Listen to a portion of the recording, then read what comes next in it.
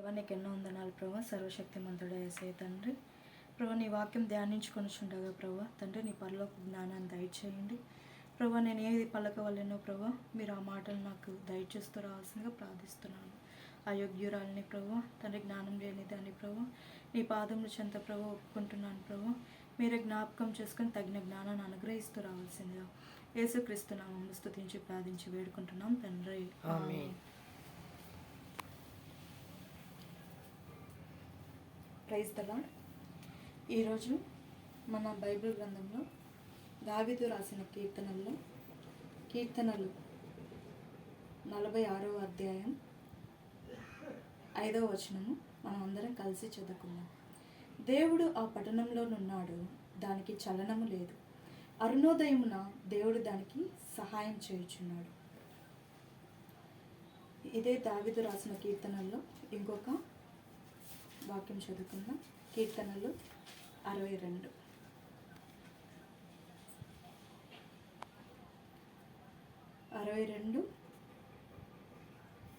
3వ వచనం. ఎన్నాళ్ళు మీరు ఒకని పైబడుదురు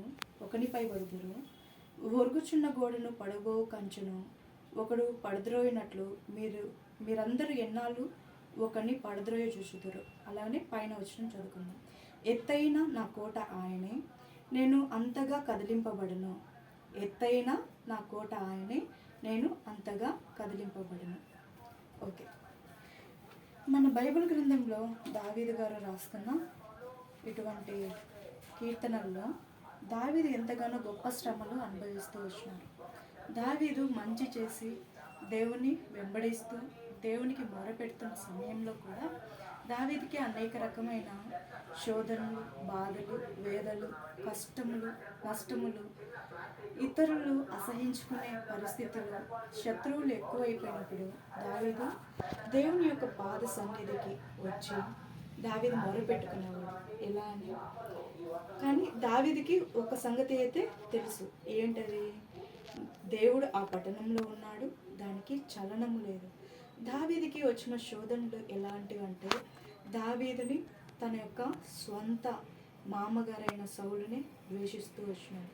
దావీదుకి తనకి కుమారులు ద్వేషిస్తూ వచ్చినాడు. అయితే దావీదుకి చలనము లేకుండా ఉండడానికి గల కారణం ఏమంటే, దేవుడు ఆ పట్టణంలో ఉన్నాడు.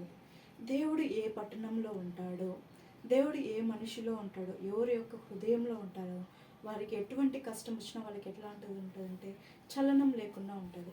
అదే ఈ కీర్తనలు 62వ అధ్యాయంలో 2వ వచనంలో, ఎత్తైన నా కోట ఆయనే, నేను అంతగా కదిలింపబడను. అంటే ఎన్ని శ్రమలు వచ్చినా, ఎన్ని కష్టాలు వచ్చినా మనం కదిలింపబడకుండా దేవుని నామంని చూస్తూ, యేసు ప్రభు గారిని చూస్తూ మనం ప్రార్థించినట్లయితే మనము కదిలింపబడము. మనము దేవుడే మన గురి అని మనము, అది ఇక్కడ కొత్త నిబంధనలో వ్రాయబడింది, దేవుడే మన గురి. మన పందెంలో ఎలా పోవాలి? ఓపికతో పరిగెత్తాలి అనేసి దేవుడు ఎలాగ మనకి తన యొక్క ఆత్మచేత మనతో మాట్లాడుతూ లేఖనంలో మాట్లాడుతూ ఉంటున్నాడు. దావీదు కూడా అలాగనే ప్రవర్తిస్తూ నడుచుకుంటూ వచ్చాడు.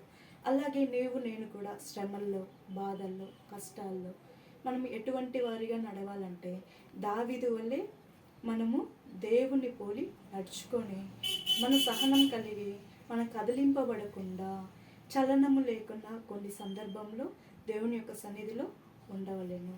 అలాగున నేను ఉండడానికి ప్రార్థిస్తాను.